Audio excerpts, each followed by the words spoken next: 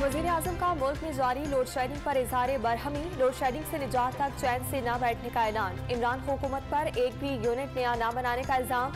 ईद के मौके पर कैदियों की सजा में 2 माह की कमी का ऐलान। अचानक जौहर टाउन रमजान बाजार भी जा पहुंचे।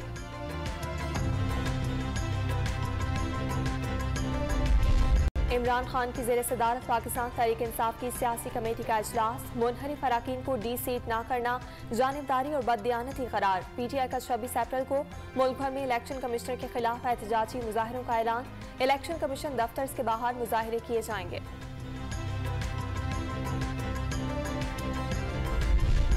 स्पीकर और डिप्टी स्पीकर के खिलाफ आइन शिकनी पर कार्रवाई होगी। कौमी सलामती कमेटी ने 2 मरतबा कहा मरासले में कोई साजिश नहीं। इमरान खान 3 विकेटें गिराने की बात करते करते पैंतरा बदलकर आलमी साजिश कहने लग गए।